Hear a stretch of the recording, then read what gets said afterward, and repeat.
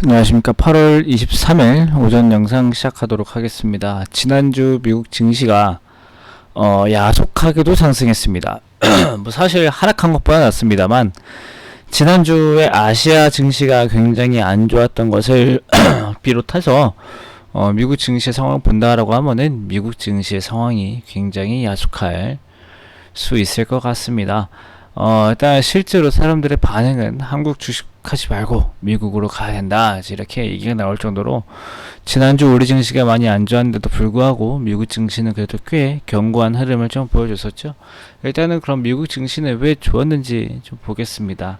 일단 지난주 미국 증시가 이제 올랐던 이유는 좀 아이러니하게도 경기 둔화 우려입니다. 지금 시장에는 두 가지 악재가 있다라고, 두 가지 이슈가 있다고 말씀드렸습니다. 첫 번째는 경기 회복과 관련된 이 매크로 관련된 측면, 그 다음에 경기 우려와 같은 또 매크로적인 측면, 이 양쪽으로 나뉘어져 있잖아요. 그러면 시장은 헷갈릴 겁니다. 경기 회복이냐 경기 둔화냐, 이 두 가지로 헷갈릴 건데, 경기가 회복되니까 여기에 관련돼서 테이퍼링과 관련된 이슈가 나오면서 시장에 안 좋은 이슈를 보치고요. 그 다음에 코로나 바이러스로 인한 경기 둔화 우려가 이제 양쪽으로 이제 나타나고 있는 건데, 일단은 지난주 금요일에는 경기 회복보다는 경기 둔화에 더 집중이 됐습니다. 그러니까 경기 둔화가 나오면서 이 경기 회복을 잡아먹어 버리니까 이 테이퍼링 이슈가 확 죽어버리죠. 악재 두 개 중에 하나가 오히려 줄어든 상황이 돼버렸습니다. 그러면서 지난주에 시장이 뭐 테이퍼링 때문에 안 좋았다라고 하잖아요. 그러니까 테이퍼링 이슈가 이제 딱 들어가면서 올라온 건데, 제가 봤을 때는요, 지난주 금요일 날 미국의 옵션 만기일이었거든요. 옵션 만기일 전에 포지션 청산 나올 거 다 나오고, 옵션 만기일 때 다시 뭐 롤오버라든지 다시 비중을 채워준다든지 등의 형식으로 시장의 반등이 나와서 일단 뭐 테이퍼링이다, 경기 둔화 우려다, 이런 것들을 다 뒤로 하고, 제가 봤을 때는 옵션 만기일 때문에 안 좋았고 좋았다라는 게 나온 것 같아요. 어떻게 보면은 미국 증시가 그 전에 빠진 것들을 다 회복을 좀 해버리는 구간이 나왔기 때문에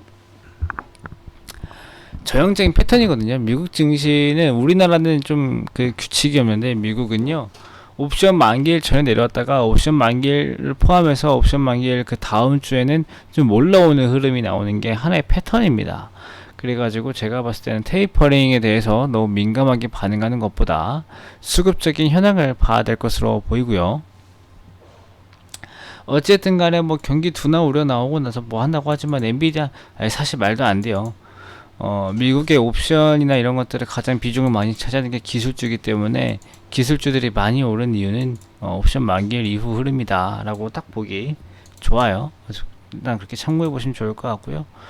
일단은 우리나라도 중요하죠. 그래서 지난주에 이제 급락 이후에 일단 뭐 진정은 될 것 같습니다. 지난주 금요일에 카플란 댈러스 연은 총재가 원래는 굉장히 매파적이거든요. 굉장히 매파적인 성향인데, 지난주 금요일에 지금과 같은 경제 지표면 조기 테이퍼링을 못할 수도 있다라는 발언을 좀 했었습니다. 이제 그러면서 통화 정책에 대한 안도가 좀 생겼고요. 뭐 다만 이번 주 주말에 잭슨홀 미팅까지는 봐야 되겠습니다만, 그래도 일단은 뭐 지난주에 테이퍼링 때문에 안 좋았다라고 하는 우리 증시, 이 진짜 테이퍼링 때문에 안 좋았던 거면은 오늘은 급등이 나와야 됩니다. 근데 급등까지는 안 나올 것 같고요. 일단 한국의 경제 지표나 실적 측면에서 우리나라 증시 누가 봐도 많이 빠졌고, 환율도 누가 봐도 많이 올랐기 때문에 반등은 시도할 겁니다. 기술적이든 뭐든 간에 반등은 시도할 거고, 다만 이 잭슨홀 미팅과 관련된 이야기 나오기 전까지는 V자 급등보다는 이 저점 구간을 형성하는 흐름이 나올 수 있고요. 그 다음에 이야기를 해야 될 게 공급인데요.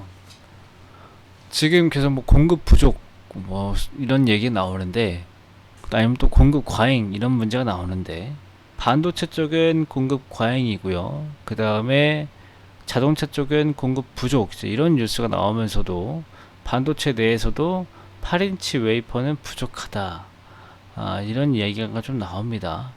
그러니까 메모리 반도체는 남아 돌지만 그 8인치 웨이퍼가 부족하면서 자동차 업종까지 피해를 좀 입고 있는 이런 상황이 나타나고 있다라고 하는데, 그거 지금 해결되기 전까지는, 그러니까 며칠 전에 도요타에서 생산 감축한다 했잖아요, 40%.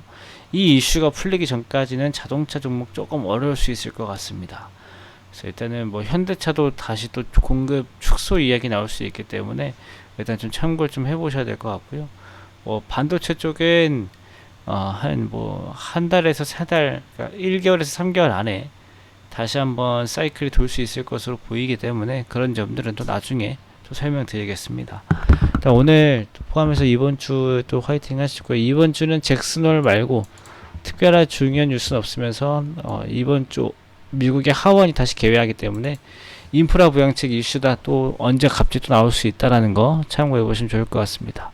그러면 한 주간 화이팅 하시고 저희 또 오후 때 뵙겠습니다. 감사합니다.